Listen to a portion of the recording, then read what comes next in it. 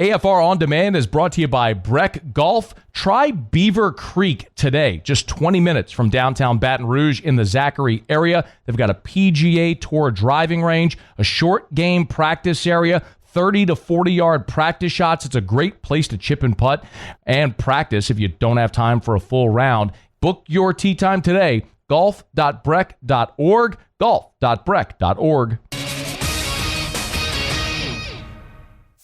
Matt Moscona. I'm very important. After further review. Say it one more time. After further review with Matt Moscona. And here we go. Live from the Raising Cane studio. Let's rock!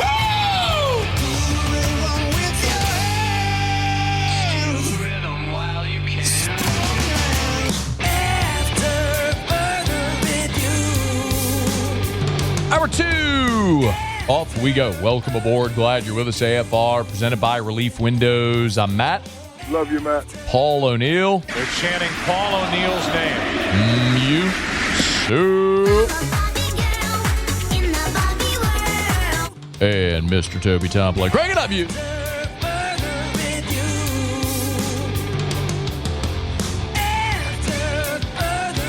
All right, we're here. Glad you are as well. Get out there, make it a good one. Former Saint Scott Shanley will be here next hour. Got some thoughts on Penn State firing old Jim Franklin. We'll do that in 15 minutes from right now. But love 4 o'clock Central Time on Monday because we get to talk to Peter Burns of the SEC Network. Hit him, use. This week in the SEC with Peter Burns. Unsportsmanlike conduct. Let's separate the contenders from the pretenders. Number 11 of the defense. Throwing the LSU player's shoe 20 yards down the field. With Peter Burns of the SEC Network. Presented by Blue Delta Jeans. If we're being completely honest, I do love talking to Peter, but I also really love getting to hear the call of the Florida player throwing the shoe 20 yards down the field. Peter, man, how are you?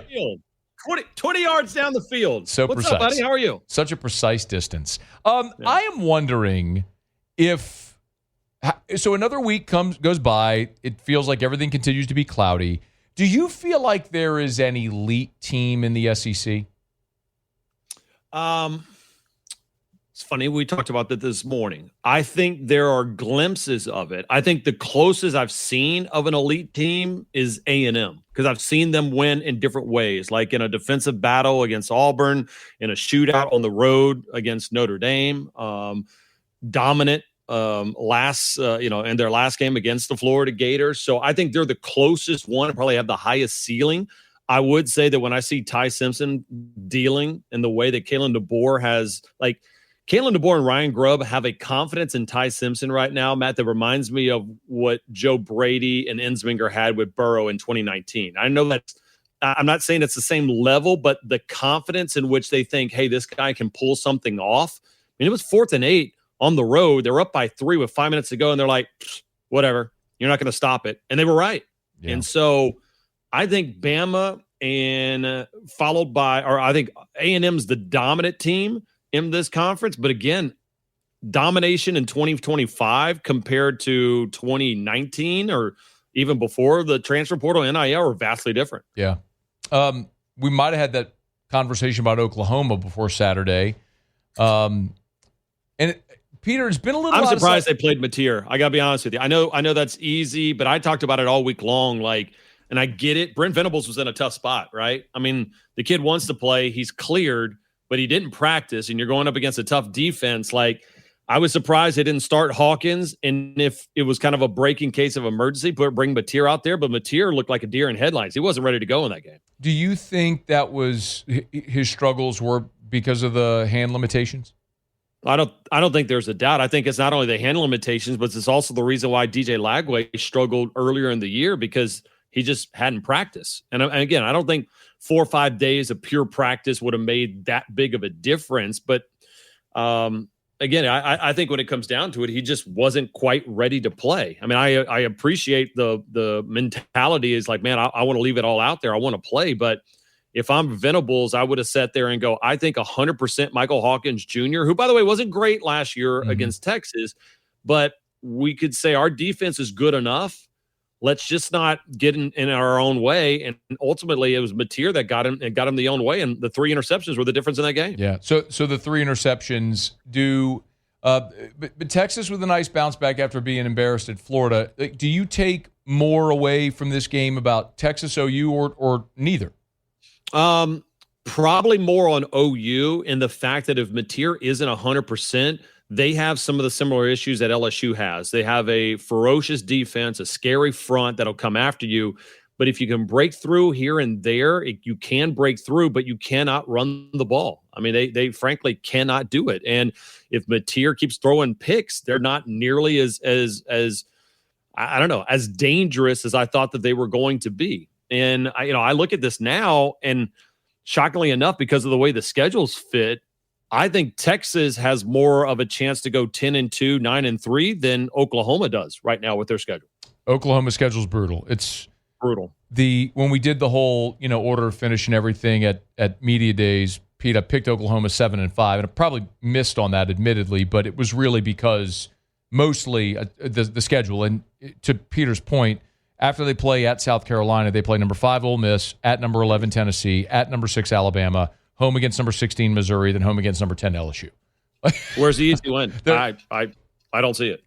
Is at South Carolina this week an easy win for Oklahoma? Not if John Mateer's hurt, right?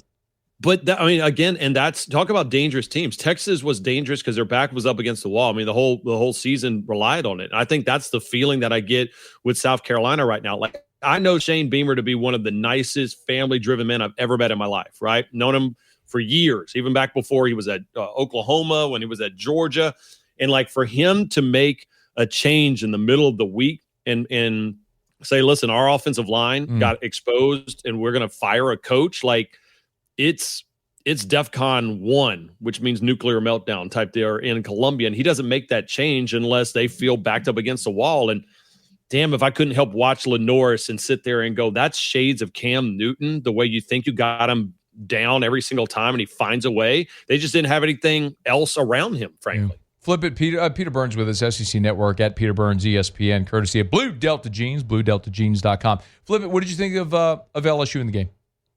Solid, better. I mean, I think Nuss looked a little bit better. Like when I see Nuss trying to make throws that he probably shouldn't make and kind of go into gunslinger, I'm like, all right, he's a little healthier. Yeah, right. Good. But at the same point, it's like, all right, but we want the good, healthy Nuss, not the gunslinger Nuss that cost us against Texas A&M. But I thought there were shades of it. I mean, like I would have bet literally Tiger Joe's whole college tuition fund the first play from scrimmage was going to be a run, and it got stuffed right from the bat. And I honestly, truthfully, Matt, I wanted LSU to get stuffed early in that game in a way to see, all right, are we going to stick to it? Is Joe Sloan going to continue to go for it? Or are you just like, well, see, I tried to run, we can't run it. Now we just need to go ahead and throw it and go 5 wide. And I thought it was a mix of it, but I'm just understanding that this is a defensive-minded team that will have some breakout stars and some breakout drives offensively, but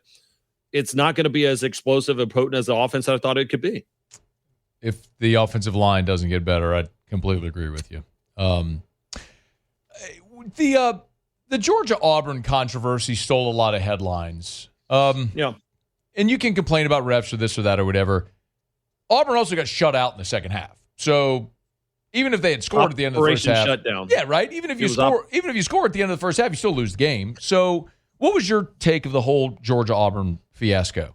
So, again, I think the ball was, I mean, you go Zapruder film and you look at it. It appeared to be that the ball had gotten edged out, like moving that much right before it crossed the goal line, right? It didn't, the way they called it as a fumble, there was no way they were going to overturn this. Now, if you're going to say, and somebody got screwed on it, you could argue that it was Georgia because that was a touchdown, right? Like it should have been a fumble recovery, scoop and score all the way because the kid never touched the ground, but they blew the whistle early.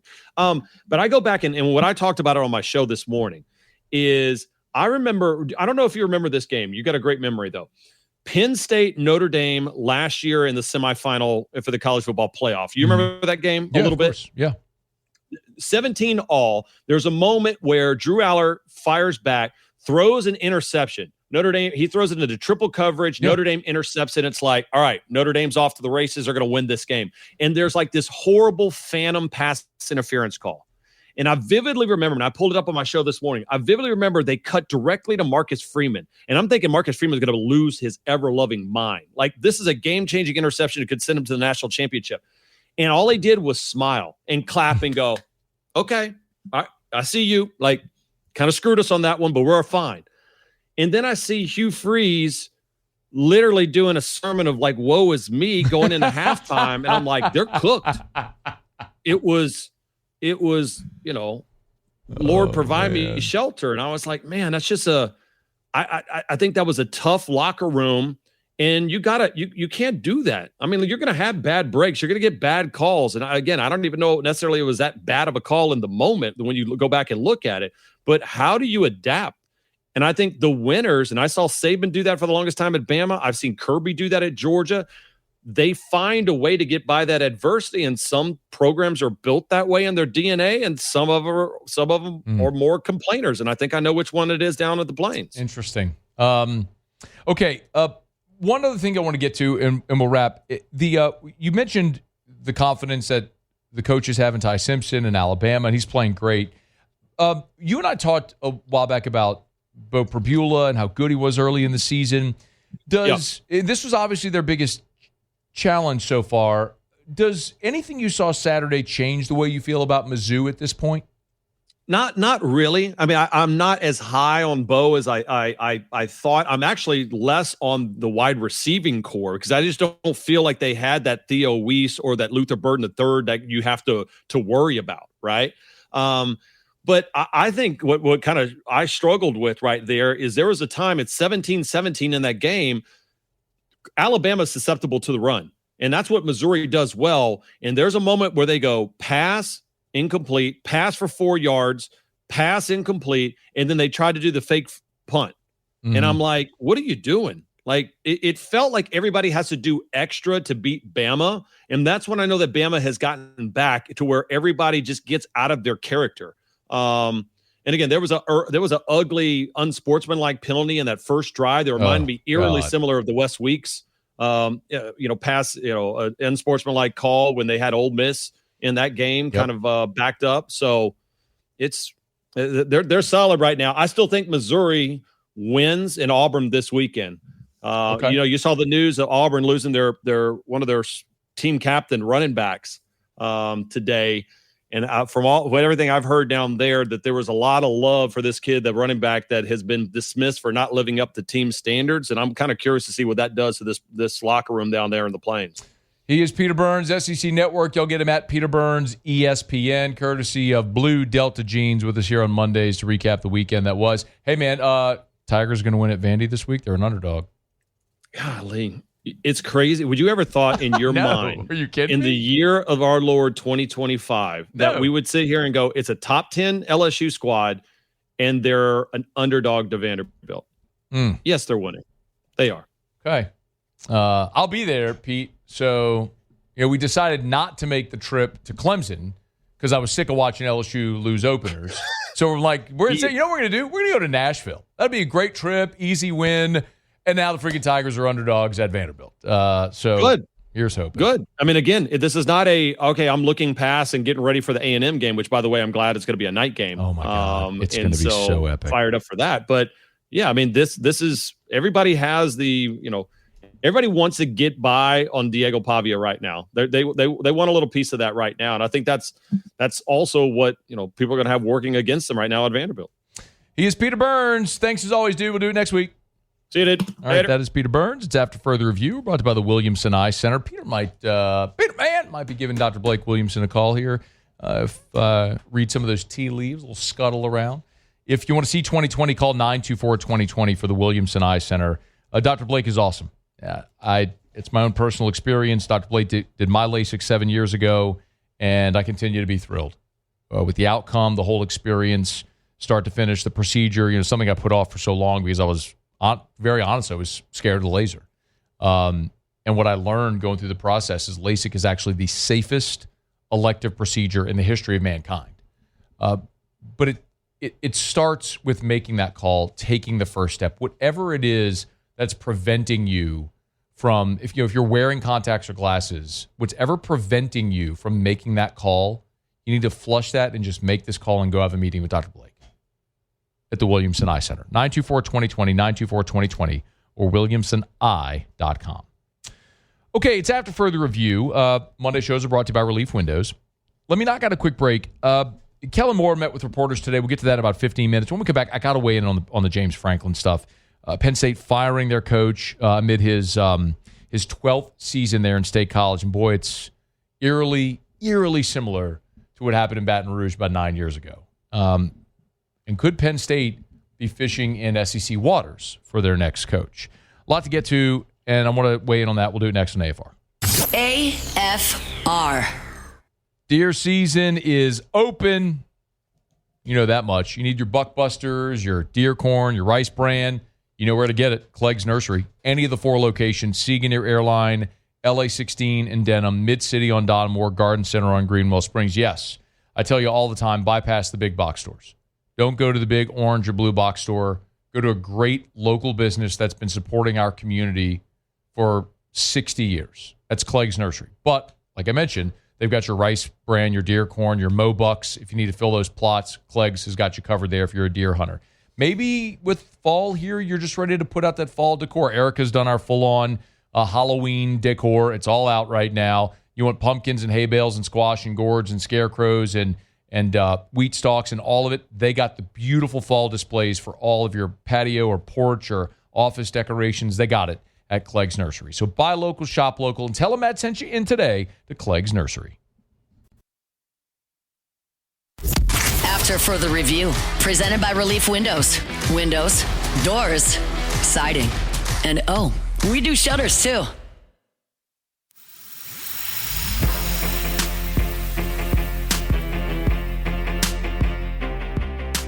The guy won 70% of his games. It's a really high winning percentage. Boiled down to the big game failures combined with the just precipitous decline this year. If you had told me on the Thursday of Oregon week, we were there for game day, I went to walk through with Stanford Steve, and if you had told me James Franklin was going to be fired in 3 weeks, I would have thought somebody just put something in your drink. Like it's just it, at that moment in time, 3-0, watching that roster fly around the field and walk through that day. I was just that notion was not even like in the conversation. So yeah, it's a rapid spiral on the field and led to a difficult and very linear decision by Pat Kraft, the athletic director, and others there. 4-21 against the top 10. That's what'll do it. You win 70% of your games. You coach for 11 plus seasons in the Big Ten, but you're 4-21 against top 10 opponents. And that sums up why James Franklin found himself with a pink slip waiting for him on Sunday after Penn State lost for consecutive weeks to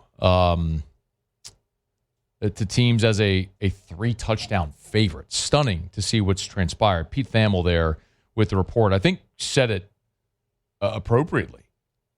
I mean, my first reaction was, can you imagine, remember back 2 weeks ago, when you have a top 10 matchup with Penn State, who's undefeated, ranked number 2 in the country, top 10 Oregon, undefeated, in Happy Valley, whiteout night game, great game, and Oregon had a 4th down, like convert the 4th down or the game ends, and Penn State wins.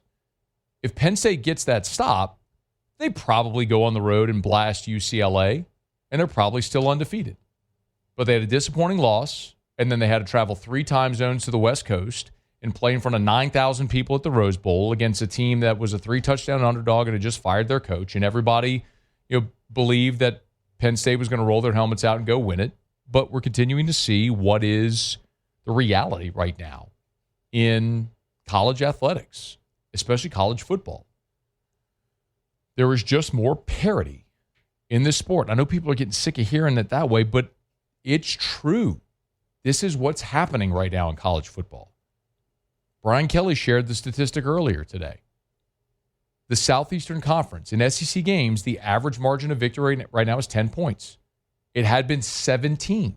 I mean, you are seeing more competitive games. The bottom of the league has been elevated. Vanderbilt is good. Mississippi State is good. Look around, like the bottom of the league has been elevated. Now, what you don't have is the superpowers. You don't have Saban's Bama, Kirby's Georgia has obviously taken a step back.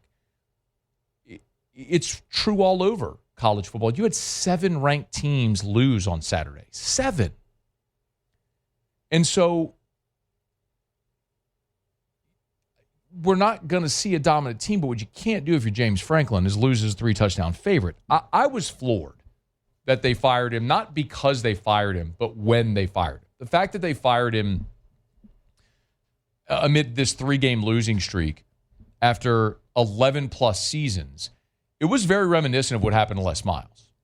Les had won a championship, played for another, won 2 SEC titles, played for a third, had won nearly 80% of his games, but you had an AD that was ready to fire him, was waiting for an excuse to fire him, and they lost 2 games in September in 2016, and Joe Oliva ran him out the door.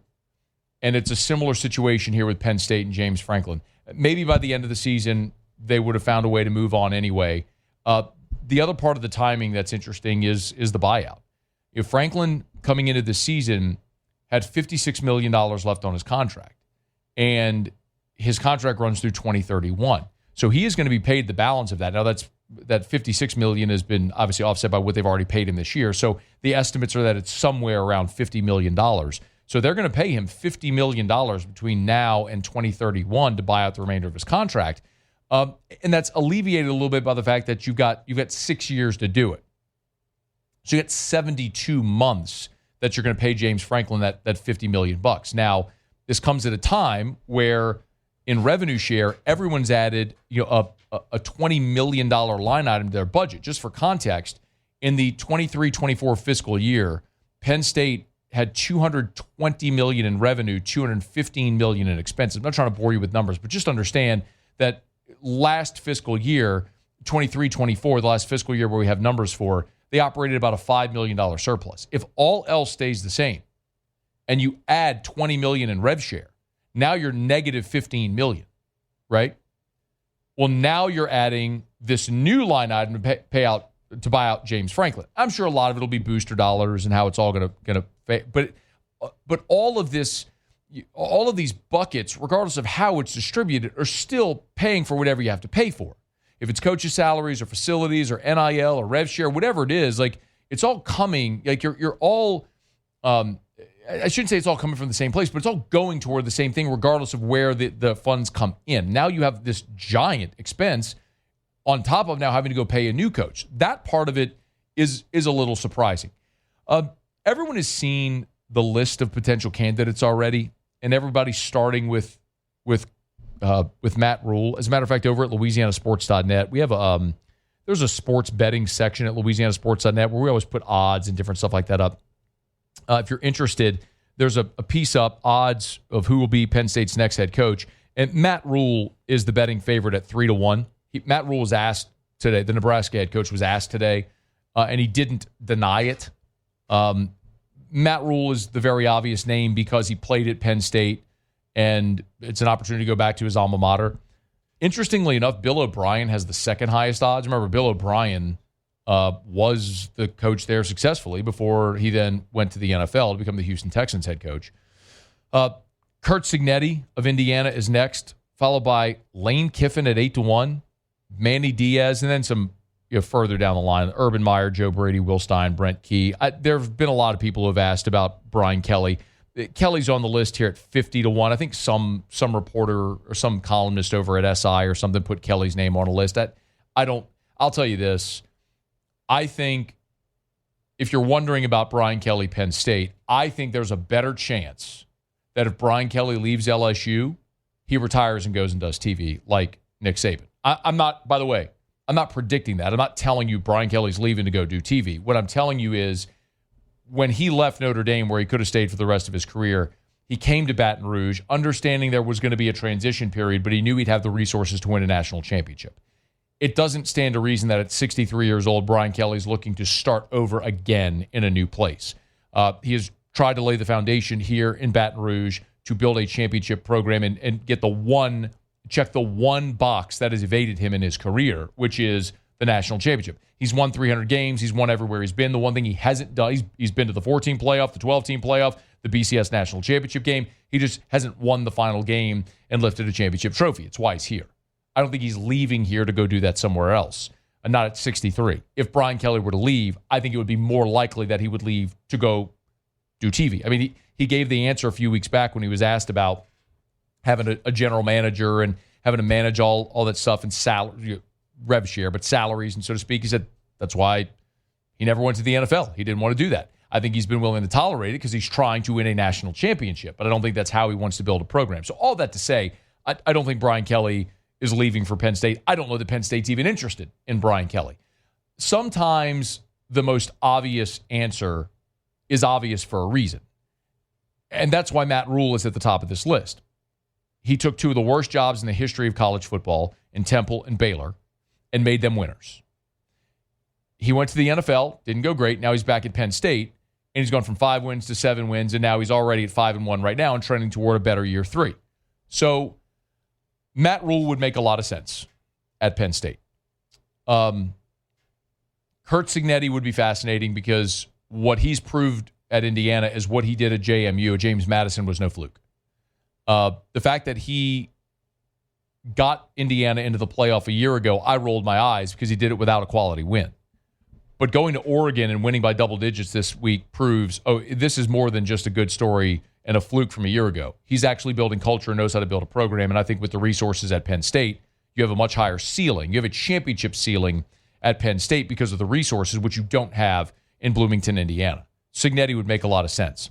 Some of the names further down the list, like Lane Kiffin's on there, for example.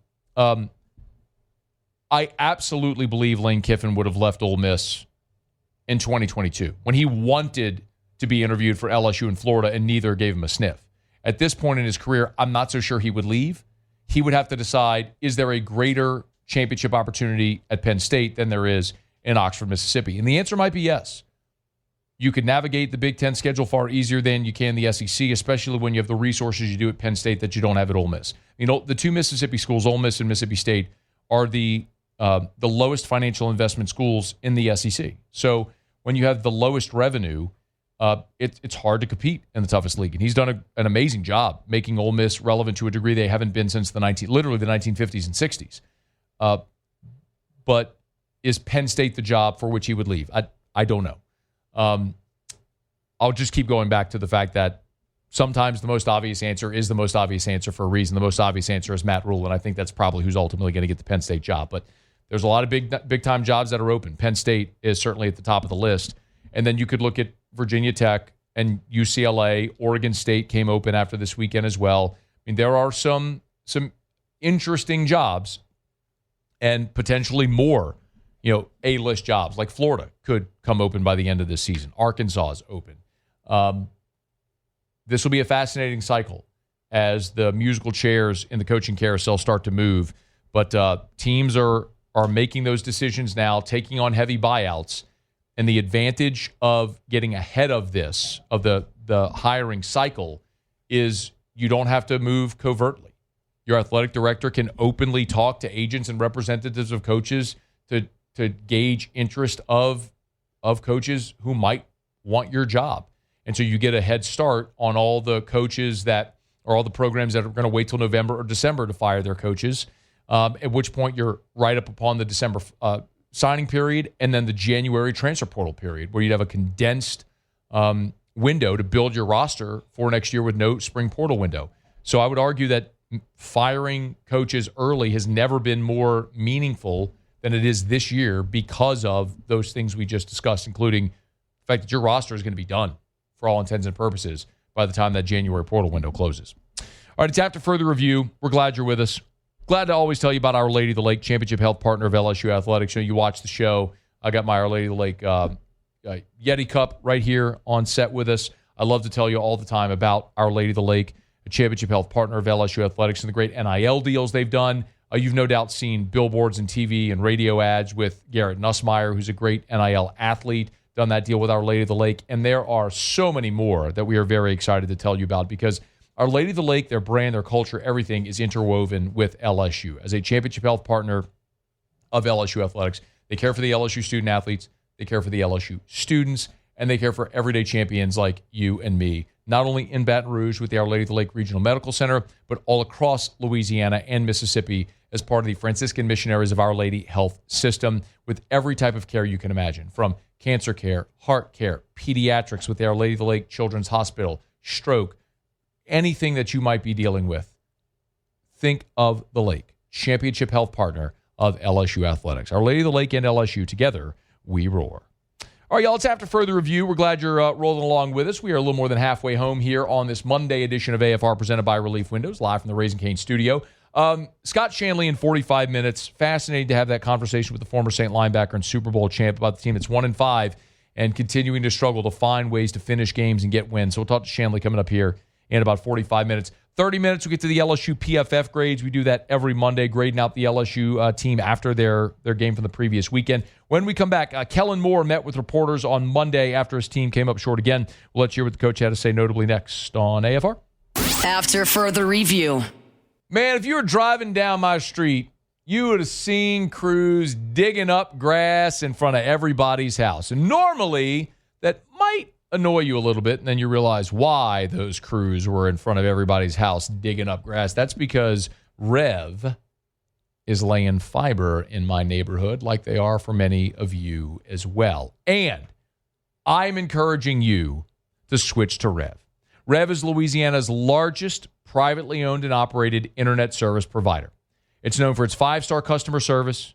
Rev is known for their reliability, and Rev is powered by an all-fiber network backed by local support teams right here in South Louisiana. From the river to the lake to the bayou, Rev services nearly 70,000 residential and business customers in the parishes that you call home. So, do business with Rev.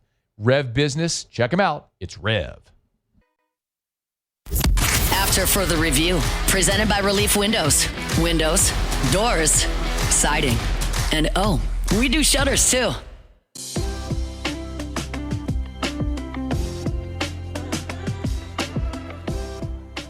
Yeah, I thought Chase battled. I thought his play style was right there, and so we just got to finish on a couple ops. We're really close, and we just got to finish on them. And I think he's got some opportunities just to respond the right way, and he will. And we have all the confidence in the world that he's going to make some impact plays this week and in the future.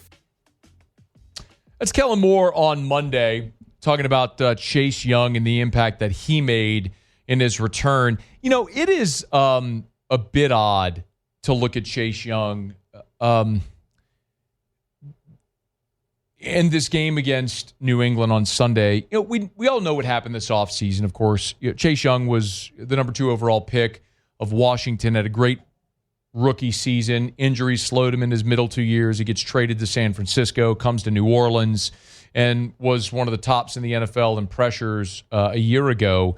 Saints give him a 3-year, $51 million contract, and there's this great expectation. They even mentioned it on the broadcast, if you were watching on Sunday, that, Moore and Brandon Staley said Chase Young was the best player in camp. Like, not best defensive end, like their best player in camp. And so there was such a great expectation on Chase Young. He has the calf injury, misses the first 5 games, and he goes out there and makes his debut against New England and only makes 1 tackle. So you would have loved to have seen a more productive day from Chase Young, but this is where sometimes when I talk about Pro Football Focus grades,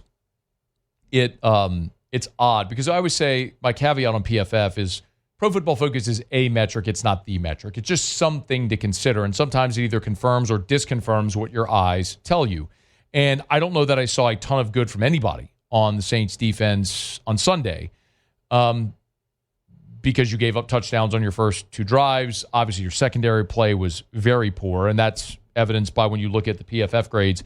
The bottom up, the lowest graded player in the secondary, the lowest graded player defensively was Quincy Riley. Second lowest was Jonas Sanker, then Kool-Aid McKinstry, then Alontae Taylor. That was your bottom 4 on defense. I mean, it goes to show why you had a miserable day, and in the first half, Drake May had a perfect quarterback rating against the New Orleans Saints. Well, your highest graded player was Pete Werner. Your second highest graded player was Chase Young.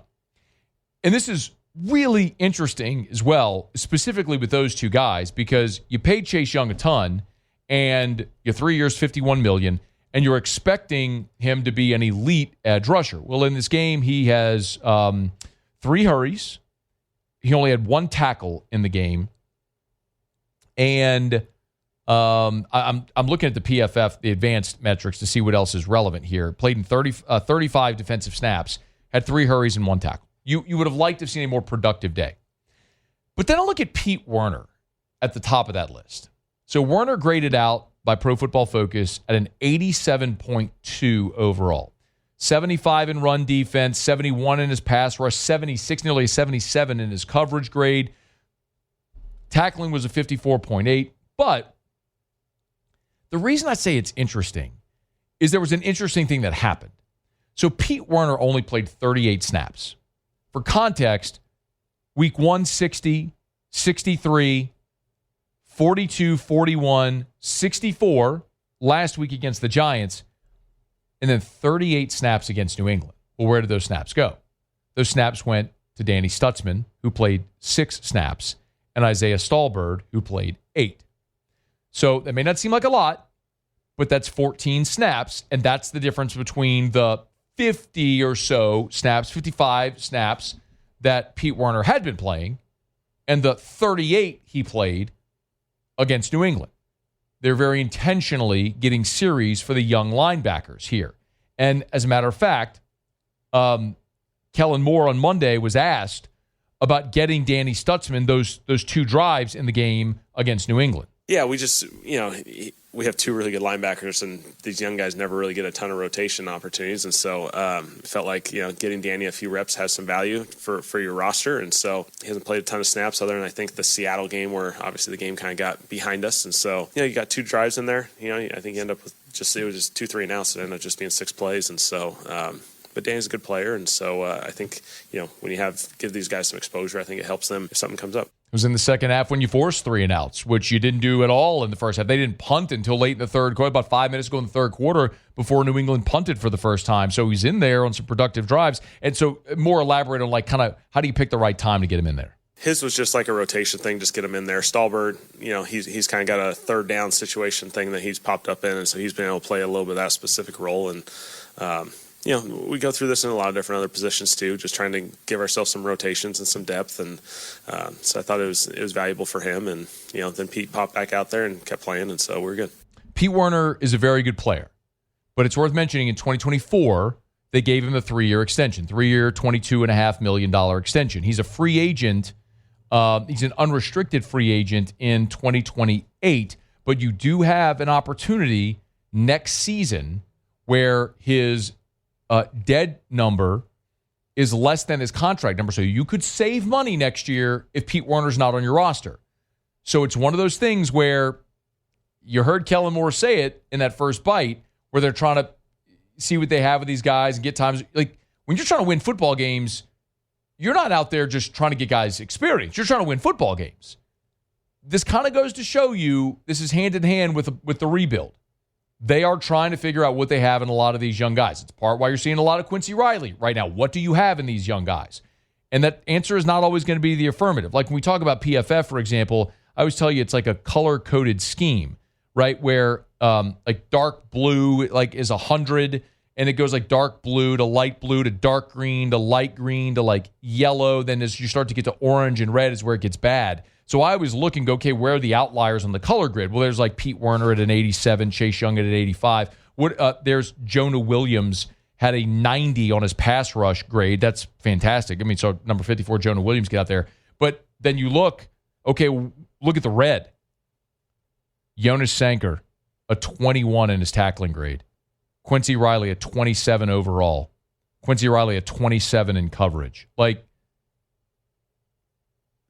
Kool-Aid, a 35 in coverage. Jonas Sanker, a 35 in coverage. You're trying to figure out what you have with these young guys. And unfortunately, Sunday's game against New England was not encouraging. Now, the linebackers, it kind of is actually encouraging because, as we mentioned, Werner was your highest graded player by PFF, followed by Chase Young. Well, number 3 was Danny Stutzman. He only had 6 snaps, though. Number 4 was Devon Gottschall. Number 5 was Isaiah Stallbird. So and Stallbird had 8 snaps. So they're limited snaps for those guys, but the limited snaps they had, they performed very, very well. Something to watch as you start to move throughout the remainder of the season is, do you start to see more of Pete Werner's reps go to Danny Stutzman and Isaiah Stallbird? If that's the case, they might be tipping their hand what direction they're going to go in this offseason with Pete Werner. All right, it's After Further Review. We're brought to you by Paris Restoration, parisrestoration.com. Kill mold, remove odor, go to parisrestoration.com. They'll come in, spray their patented non-toxic dry fog treatment. Love telling you about Paris Restoration because it's easy, it's efficient, it's cost-effective, and it's more effective. It's Paris Restoration. Have mold think you might? Paris Restoration. Maybe you have odor from pet, fire, smoke, whatever it is, Paris Restoration. Maybe you've got a sickness going through the office and you want to sanitize, Paris Restoration. Go to parisrestoration.com, fill out the form on the homepage. They'll come out and give you that estimate. It's parisrestoration.com. Okay, y'all. We're not got a final break here of hour number 2, presented by Relief Windows. When we come back, Muse will do Tigers in the Pros, and we'll get to the LSU PFF grades against South Carolina in 15 minutes on AFR. After Further Review. Have you always wanted a pool at your house? Let's be honest, who hasn't? You've gone through Louisiana summers. It's miserably hot outside, and you've thought, God, I'd love to just go swan dive into my pool right now. Put a TV outside, be able to enjoy the game or whatever it is you're watching while you swim. Great place for parties, whole family to enjoy. Even in the cold weather months, what an awesome accent piece, a beautiful feature to have when you have outdoor parties or gatherings. Everybody wants a pool. Who doesn't want a pool? The question is, can you afford it? And if so, who do you hire to build it? Well, my suggestion, of course, is going to be DuplessisBuilders.net, because Derek's going to build you a beautiful pool that lasts. Gives you a 10-year workmanship warranty. DuplessisBuilders.net, DuplessisBuilders.net. And then on top of that, of course, they have a pool for any budget. You can check it out online at DuplessisBuilders.net. Check them out, again, online at DuplessisBuilders.net. After Further Review, presented by Relief Windows. Windows, doors, siding, and we do shutters too. Wrapping up hour number 2. Thrilled to have you hanging out with us here. We'll talk some LSU Pro Football Focus grades. Scott Shanley in about 25 minutes from right now. Right now, though, Muso as Tigers in the Pro.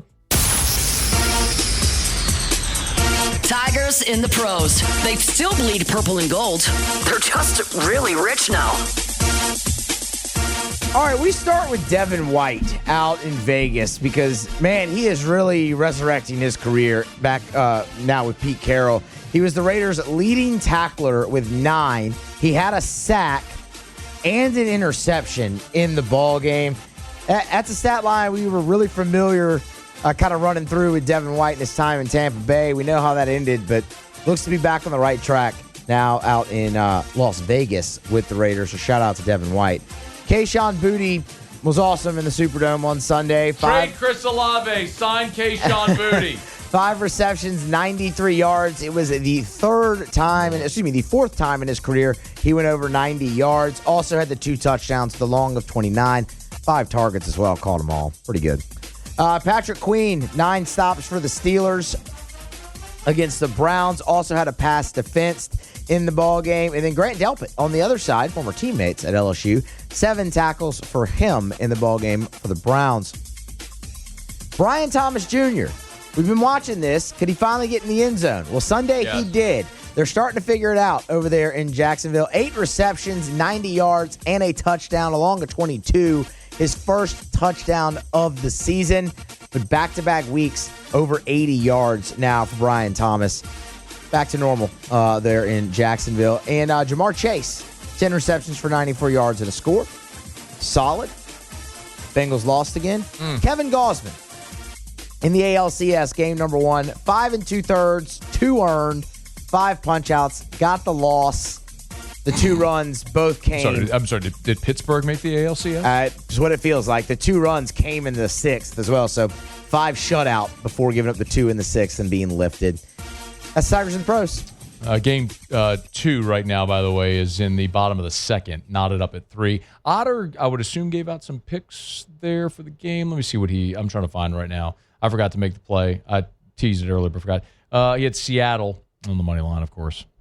Dog on Naturally. it. There's another one. Let's see. He's got a little MLB NFL parlay. Oh, that's fun. Ooh. Hey now, Otter. All right. Now, get crazy. Got to get creative sometimes, You man. want to cool that off. You might need some delicious Evermore.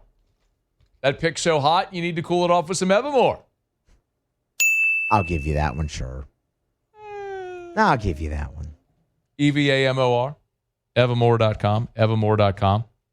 20 ounce, 32 ounce, 64 ounce. Find your favorite, find your flavor, whichever. Well, there's one flavor, just natural artesian water. I mean, the sense of whichever size the bottle that you prefer. You can buy it at great local retailers or online at Evermore.com, EVAMOR, Evermore.com. If your favorite local retailer doesn't carry Evermore, shame on them. Never go back there ever again. Go to great retailers like Rouse's that carry Evermore. Or if wherever you shop doesn't have Evermore, tell them, why not carry Evermore? EVAMOR, Evermore.com. All right, y'all, it's after further review, and we are glad you're hanging out with us here. We'll grab a break. Sports Center coming up here. Get you a couple national headlines. AFR.